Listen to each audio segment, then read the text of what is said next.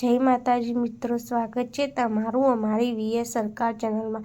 તો આજે આપણે વાત કરવાના છીએ ભાવનગર પાસે આવેલું રાજપરા ખોડિયાર મંદિર એ માત્ર એક ધાર્મિક સ્થળ નથી, પણ લાખો શ્રદ્ધાળુઓની અતૂટ આસ્થાનું જીવંત કેન્દ્ર છે। આ મંદિરનો ઇતિહાસ, તેની ભૌગોલિક સુંદરતા અને તેની સાથે જોડાયેલી લોકવાયકાઓ એટલી રોમાંચક છે કે તે ગુજરાતના સાંસ્કૃતિક વારસાનો એક અભિન્ન હિસ્સો બની જાય છે। આ લેખમાં આપણે રાજપરા ખોડિયાર મંદિરના ઇતિહાસ, મહત્વ અને તેની વિશેષતાઓ વિશે ઊંડાણપૂર્વક ચર્ચા કરીશું। મંદિરનો ભૌગોલિક અને કુદરતી પરિવેશ: ભાવનગરથી આશરે 15 કિલોમીટરના અંતરે આવેલું આ મંદિર પહાડો અને હરિયાળીની વચ્ચે આવેલું છે। મંદિરની પાસે જ એક વિશાળ ધરા પાણીનો કુંડ આવેલો છે, જેને તાંતણિયા ધરા તરીકે ઓળખવામાં આવે છે। ચોમાસામાં જ્યારે આસપાસની ટેકરીઓ લીલીછમ હોય છે, ત્યારે આ સ્થળનું સૌંદર્ય સોળે કળાએ ખીલી ઉઠે છે। અહીંની શાંતિ અને પવિત્રતા ભક્તોના મનને અસીમ આનંદ આપે છે। ઇતિહાસ અને લોકવાયકા: રાજપરા ખોડિયાર મંદિર સાથે ભાવનગરના રાજવી પરિવાર ગોહિલ વંશનો ઇતિહાસ ગાઢ રીતે જોડાયેલો છે।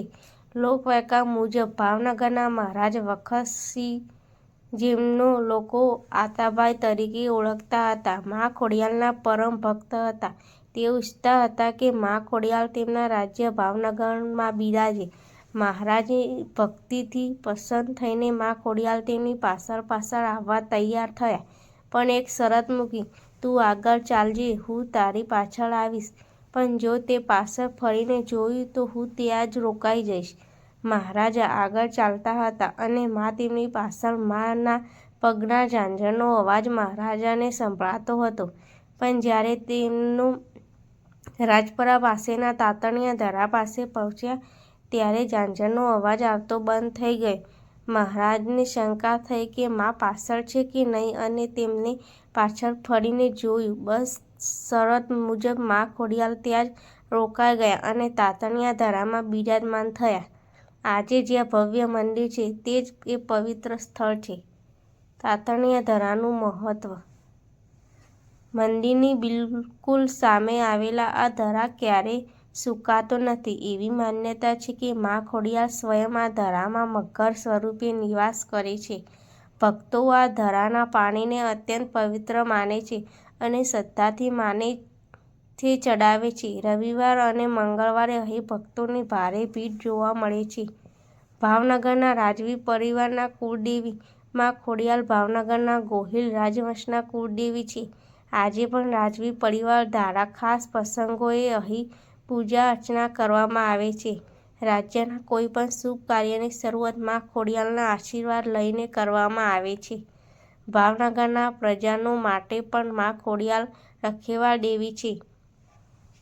મંદિરની સ્થાપત્ય કલા અને વ્યવસ્થા: રાજપરાનું આ મંદિર ખૂબ જ વિશાળ અને ભવ્ય છે। મંદિરના ગર્ભગૃહમાં મા ખોડિયારની સુંદર મૂર્તિ બિરાજમાન છે। મંદિરના પરિસરમાં ભક્તો માટે વિશ્રામગૃહ, ભોજનાલય અને અન્ય સુવિધાઓ ઉપલબ્ધ છે।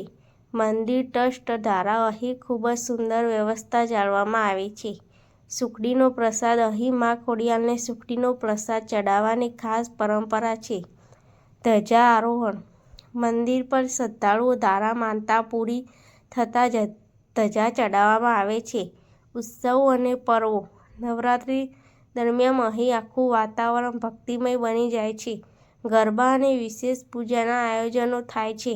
અષાઢી બીજના દિવસે પણ અહીં મોટો ઉત્સવ મનાવવામાં આવે છે। રવિવારનો મેળો: દર રવિવારે ભાવનગર અને આસપાસના ગામોથી હજારો લોકો પગપાળા ચાલીને માના દર્શને આવે છે। સામાજિક અને આધ્યાત્મિક પ્રભાવ: મા ખોડિયારનું આ ધામ માત્ર પૂજાપાઠનું સ્થળ નથી, પણ તે સેવાનું કેન્દ્ર પણ છે। મંદિર ધારા અને સામાજિક પ્રવૃત્તિઓ ચલાવવામાં આવે છે।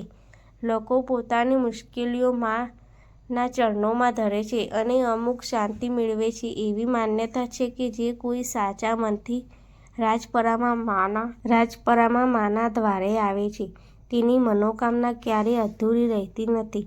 રાજપરા ખોડિયાર મંદિર એ સૌરાષ્ટ્રની શક્તિ ઉપાસનાનું એક અનમોલ રત્ન છે. ભક્ત, પ્રકૃતિ અને ઇતિહાસનો આવો ત્રિવેણી સંગમ ભાગ્યે જ ક્યાંક જોવા મળે છે. જો તમે ભાવનગરની મુલાકાત લો તો રાજપરાના દર્શન કર્યા વગર તમારી યાત્રા અધૂરી ગણાય છે. જય માતાજી મિત્રો, અમારો વિડીયો ગમ્યો હોય તો વિડીયોને લાઇક, શેર અને ચેનલને સબસ્ક્રાઈબ કરવાનું ભૂલતા નહીં.